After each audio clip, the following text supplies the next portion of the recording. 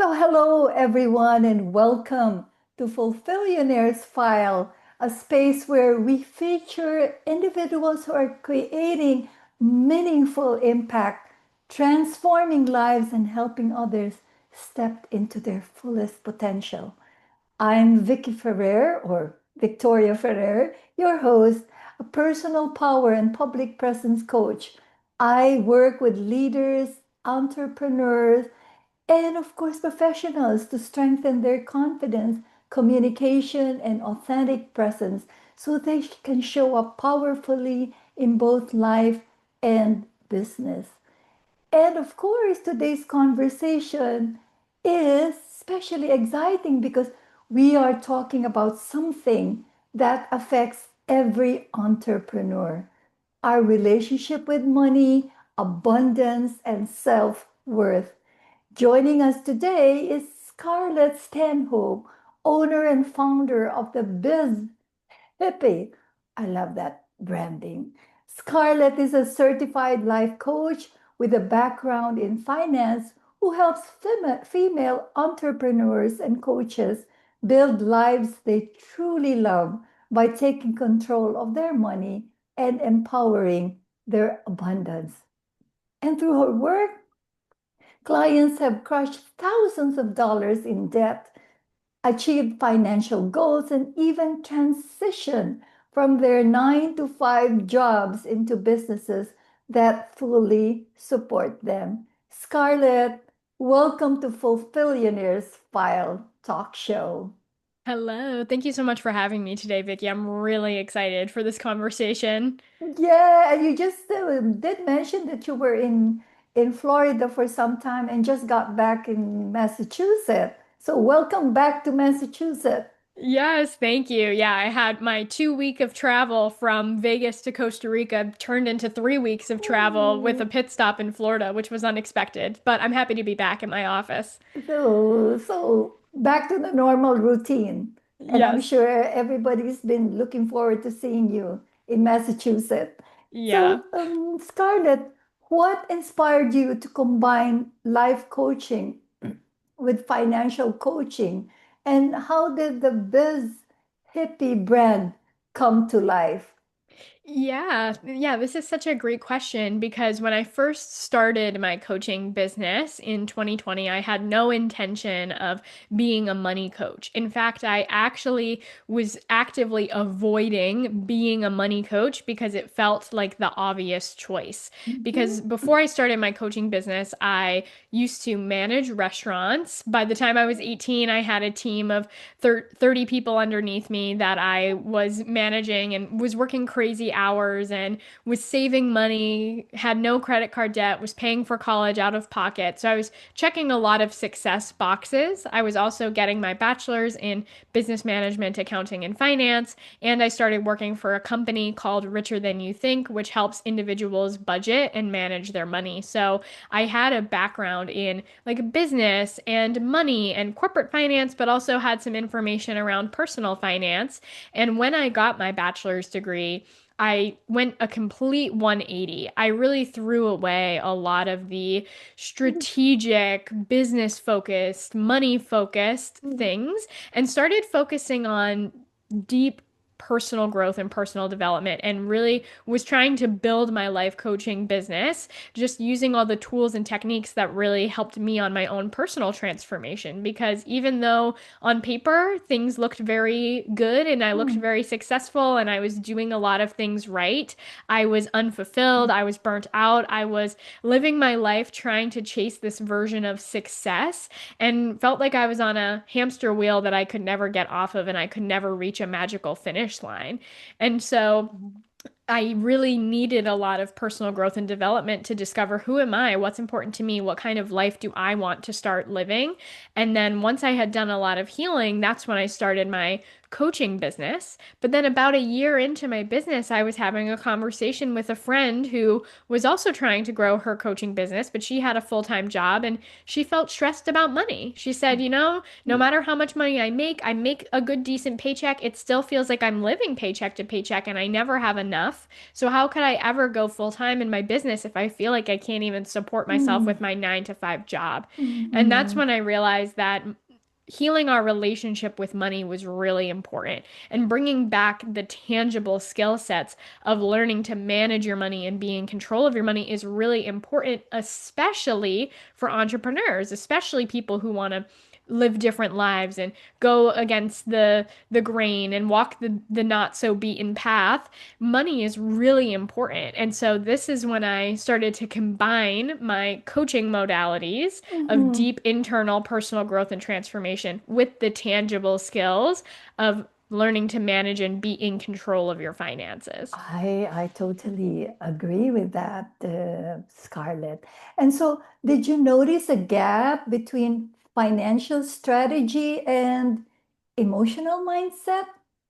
Oh, absolutely. I think that the two go very hand in hand, and most people are generally focused on one over the other.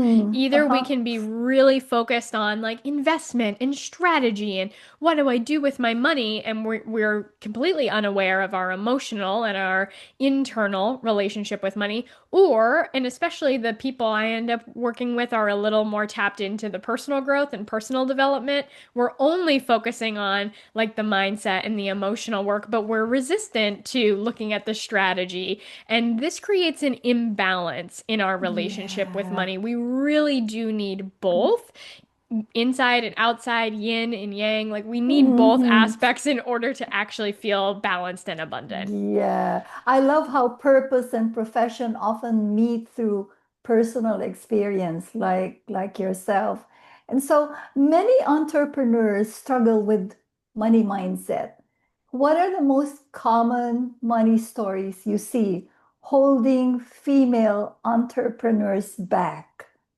Yeah, and I think this is really important to talk about because the reality is that you can take all the right action in your business and you can do all the right things and think you're doing everything right. And yet, if you have money stories or a sticky relationship with money going on under the surface, it's going to block the flow of money from actually coming in and it's going to hold you back from stepping into your next level of success, even when you're doing all the things. And so the common stories that I see, these can show up in different ways, but it's some combination of what I call the three scarcity seeds. Mhm. One is not enoughness, like there's not enough to go around, and therefore I need to compete in order to get my share. The second is worthiness, like, am I worthy and deserving of receiving?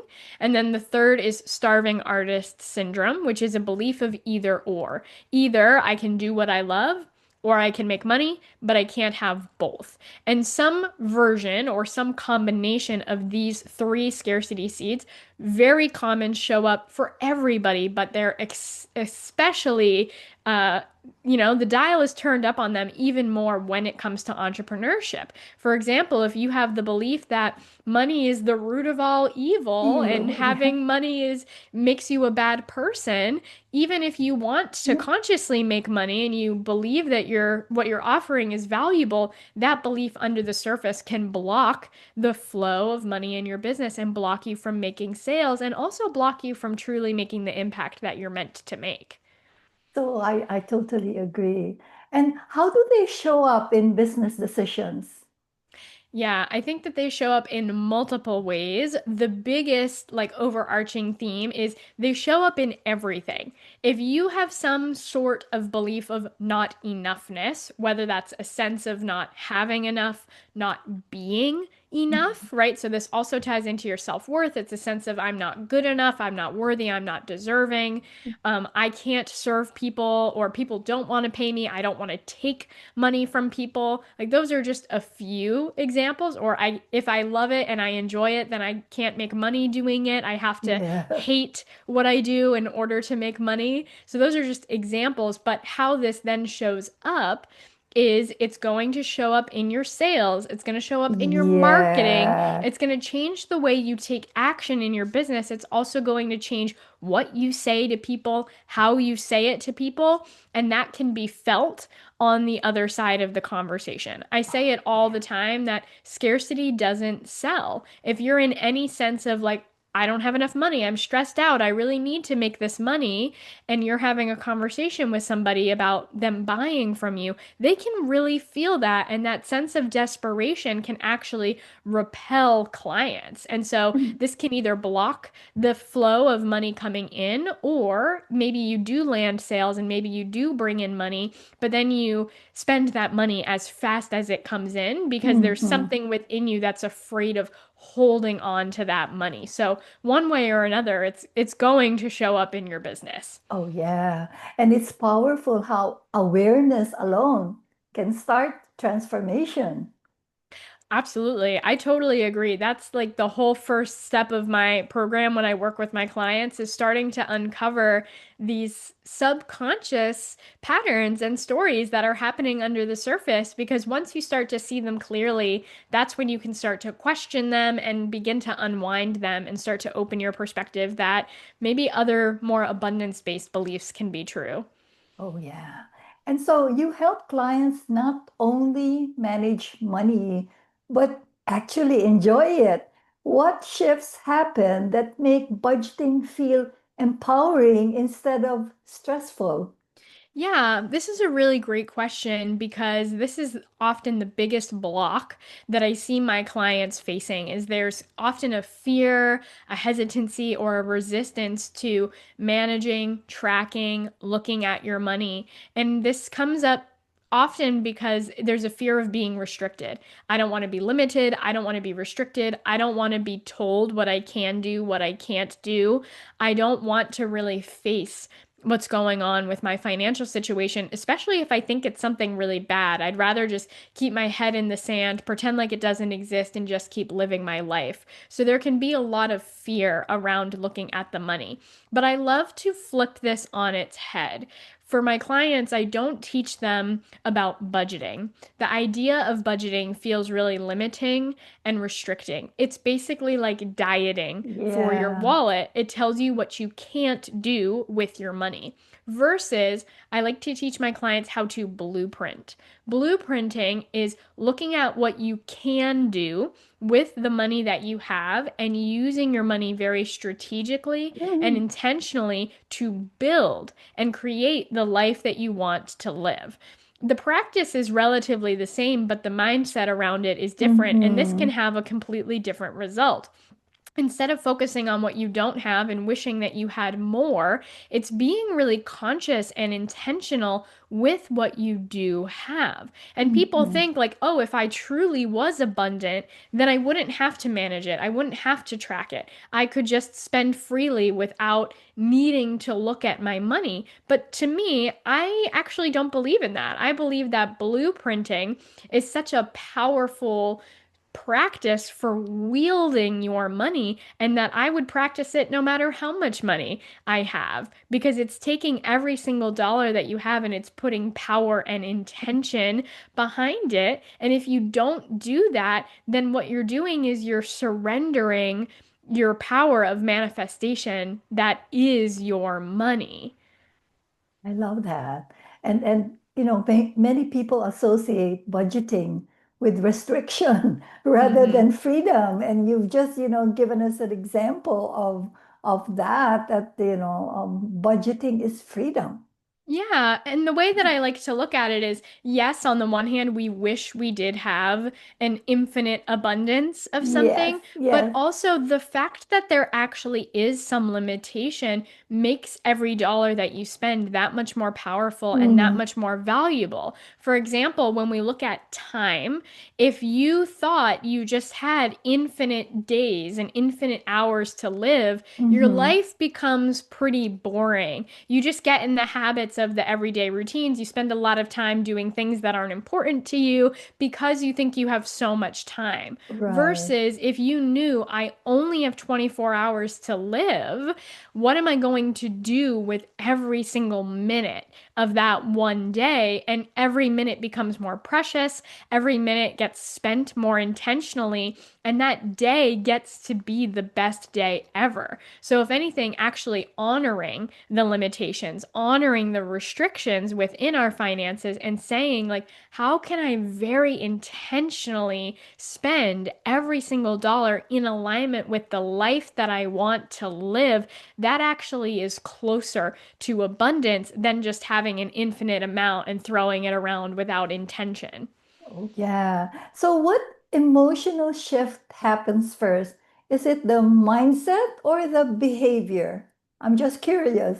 Yeah. I think that they actually both go hand in hand. You Hmm. can work on it from both directions, but really they happen at the same time.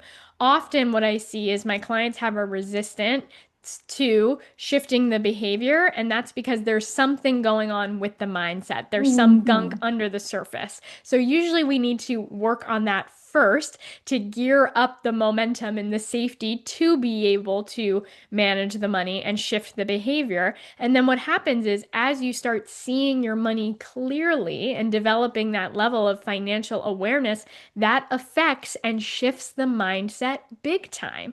Because most people's money mindset isn't based off of reality, it's based off of stories, either old Hmm. stories from our childhood or just assumptions about what we think is happening with our money, but is not really what's going on with our money. So when we can see our money clearly and then decide what to think about it, that really can shift our foundational mindset around our money. And then it just pings pongs back and forth. We can shift our mindset. Our mindset affects how we spend it. How we spend it changes the story about our money. And the two just keep going hand in hand. Wow, that's so powerful. So, from your finance background, Scarlett, what are the first three steps a female entrepreneur should take to regain control of her finances today? Yeah, the three steps that I love to teach that I think are foundational to stepping more into abundance, especially as an entrepreneur, so that you can work towards being abundant, being able to support yourself financially with your business is one is shifting your money story. We need to Mhm. uncover what is currently going on with your mindset around money, and we need to start to shift that. Because again, even if you make more money or take all the action, if you still have these limiting beliefs or scarce based stories around money, it's going to show up, it's going to keep affecting you. And especially if you feel like you don't have enough, more money's not going to solve that. You're still going to feel the same sense of money stress and not enoughness. So we need to True. start to uncover our current relationship with money and start to shift that to be more in alignment with a money mindset that serves us. So Oh, that's the yeah. first step. The second step is to start to manage and track your money. This is getting Mhm. back into the tangible. We need to learn to see our money clearly in order to be in control of it. You can't control what you can't track.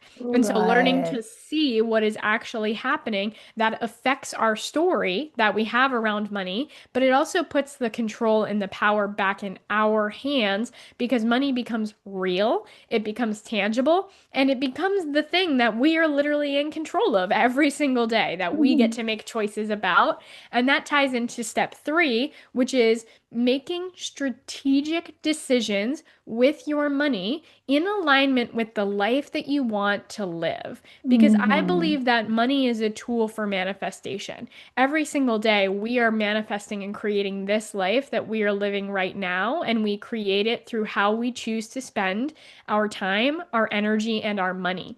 So, by ignoring our money or by spending our money unintentionally or unconsciously, we are really surrendering one third of our manifestation powers. But instead, when we can see our money clearly, and we spend it in alignment with what is most important to us, with our vision, with the life we really want to be living, that's how we bring that vision to life. So that's why that is step three, because that's Mhm. not only how we start to live abundantly now, it's also how we manifest our next level vision. True, true. So, can you share a transformation story where a client moved from financial overwhelm to confidence and abundance through your process? Yeah, I've had so many stories that I could share. So I'll share two. One, this was a big transformation. I had one client who, when we started working together, she wanted to leave her 9 to 5 job. She had been working at Mm-hmm. this job for many years now, and she wanted to go full time in her business, and she wanted to do it in 6 months. And I said, "Yep, Wow. that's a lofty goal, but I believe if that's what you want, we could make it happen."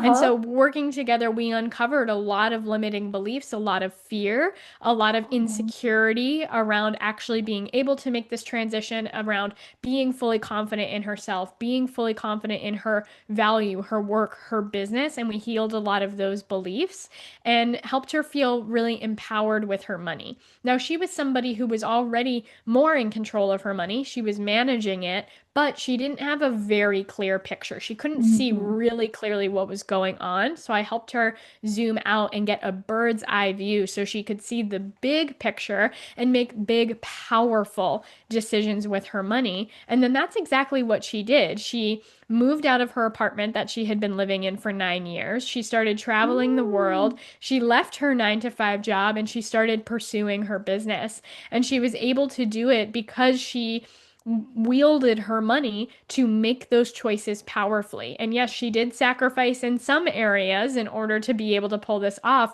but it got to be an intentional choice that she made and was able to come back to that sense of powerfulness and empowerment over and over again. So that was one really significant transformation. But then the common transformation that I see that I also love to highlight, this one's a little more subtle, but to me it's more significant, is I've seen clients stop feeling stressed about money and finally feel like they have enough, even when Mm-hmm. the external circumstances haven't really changed yet. So I had one client who got on a coaching call with me and she said, "Scarlett, right now I have less than $10 in my checking account, but in this moment I feel more abundant than I ever have before because I know I'm in Wow. control of it. I know I have power in this situation and I know it's shifting and I know it's changing." And so Wow. to see someone, so many of us struggle with money stress. So many of Mm. us feel like it's never enough. So many of us are awake every night worrying about money. And so to feel this sense of enoughness, even Yeah. when the external circumstances haven't changed yet, that is really the most powerful transformation that I've seen. And I talked to this woman pretty recently, and it's been a couple years since we worked together, Mm. and that money really is flowing in now. She's stable, she's Wow. solid, she's confident. And I know that it came from finding that sense of abundance first, even when it was really hard and even when it was really challenging, that led to the results that she's getting now. Wow, that's again so powerful. And so, for women who dream of leaving their 9 to 5 jobs and being supported by their business, what financial foundation must be in place before making that leap? Yeah, and this is really important because so many of us desire to make this leap, but it feels out of reach and feels like, okay, maybe someday this will happen, but I don't know when or how. So I think the first foundation is taking those 3 steps that we talked about, is doing the internal work around money, learning to see your money clearly and starting to really wield your money really intentionally to create the life that you want to live. And this translates into being able to transition full time. But to go deeper specifically on that, there's a process that I take my clients through of getting very clear on when is your exact transition moment and how can we get really clear on that? Because the transition can feel so out of reach or can feel impossible, and you don't really know when is the exact right moment for you. But there is a specific moment in time that you can decide, yes, this is when I would like to transition. And so, an example of mapping this out looks like determining what is most important to you? Is it maintaining your current lifestyle, or is it transitioning as fast as possible, even if that means sacrificing your current lifestyle? And you get to decide. So I teach my clients how to look at their current way of living and determine, what am I willing to sacrifice? What am I not willing to sacrifice? And choosing that pivot point for them. Then, based off of that, you know exactly how much you need to be bringing in each month consistently in order Right. to make that transition. If you're somebody where you're like, whatever, I don't care, I just want to leave my 9 to 5 job as fast as possible, I'm willing to sacrifice everything, get rid of Netflix, I'll live in a tent, like that's a very different number than somebody who's like, I want to keep my exact lifestyle, I want to go to the spa every week, and then I'll leave and go full time in my business. That's a different number. So Yeah. there's no right or wrong. It's up to you, but you just need to know what's the number that you need to be bringing in, and what's the level of safety cushion, that like your risk tolerance, that you can also set in place before you're ready to make that transition. For Mhm. me, in transitioning to my business, I was willing to be a little more risky. I didn't have that much of a cushion. I just said, you know what? The income's coming in consistently. I'm going to take the leap. But for someone else, they might have a lower risk tolerance, and they might say, you know what? And I know how much I need to be making, and I want 3 months of emergency savings so that I can maintain it. So it's answering these questions, getting clear on the exact numbers, and then you have a very specific goal to aim for, and you know exactly when you've achieved that goal, so that can make the transition seamless and easy. Yeah. So one thing I find unique about your work is how you combine practical tools with deep money story work. So can you share how transforming someone's relationship with money changes not only their finances, but also their confidence and identity as an entrepreneur? Yeah, this is huge because our relationship with money and choosing to heal our relationship with money is one of the deepest layers of personal growth and development that you can do. I like to call it boss level personal growth and development, and which is why I love doing it with entrepreneurs who have already done a lot of healing work, because Mhm. your relationship with money, it ties into your foundational needs for safety and survival, which is why you can heal in so many areas of life and yet Mm. still have money be the last missing piece that still Yeah. isn't working, is because it's really foundational, and it ties deep into our sense of self-worth and enoughness. So if there's any lacking in our worthiness and deservingness, that's going to show up in our money. And if we have any stickiness around our money, that's also going to show up in our self-worth. And this is vital, especially for entrepreneurs, because especially if you're an entrepreneur who's like a coach or a trainer or Mhm. an artist, like what you're selling is you. You are the Yeah. service. And so if there's any ickiness around your self-worth, that's going to make it really hard to attract and bring in the flow of money. So often when we do this work of healing our relationship with money, what we're actually doing is, in a deeper way, we're healing our relationship to ourself, because money is a mirror. All relationships in our life are a mirror. If you have a relationship with a romantic partner, they're mirroring your triggers to you all the time. But when we're in a relationship with a person, that mirror is a little cloudy because they're mirroring their own stuff to you Yeah. as well as your stuff to you. But money is a clear mirror. Whatever is going on in your financial situation is a perfect reflection of you, because money doesn't have any opinions or feelings or emotions that it's bringing to the table. It's just whatever you're projecting onto it. So, digging deep into your relationship with money is actually a practice of looking in the mirror very clearly and seeing exactly what's going on within you. Wow. Well, thank you for sharing such powerful insights today. What stands out to me is that financial empowerment is not just about numbers, it's about confidence, clarity, and creating a life aligned with who we truly are. And Scarlett, where can our audience connect with you and learn more about your work? Absolutely. So I have a few different options. One is if you want to take this work to the next level and start to transform your relationship with money, which is the foundation to creating your abundant life, I actually have a free quiz that Hmm. you can take to discover your money mindset type and starting to work with your money mindset so that you can align into your next level of abundance. You can take the free quiz on my website, thebizhippie.com/quiz. And if you want to connect more with me, you can do so on Instagram at the Biz Hippie. Wow. So I'm sure a lot of our viewers would really love to connect with you because we all have a common problem with financial empowerment and at the same time, the emotional mindset.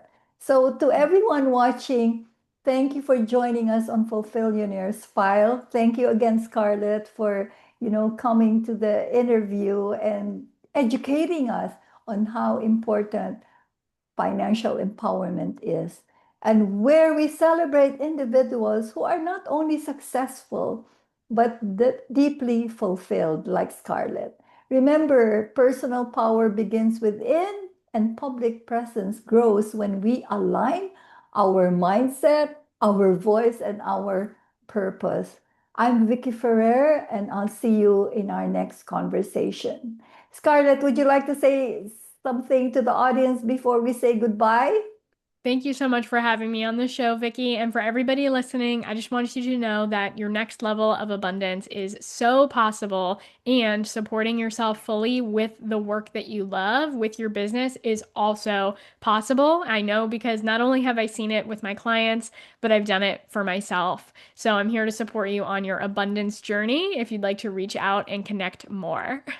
Let's connect more as soon as possible with Scarlett. So thank you and see you all. Have a pleasant day, evening, morning, wherever you are in any part of the world. Bye.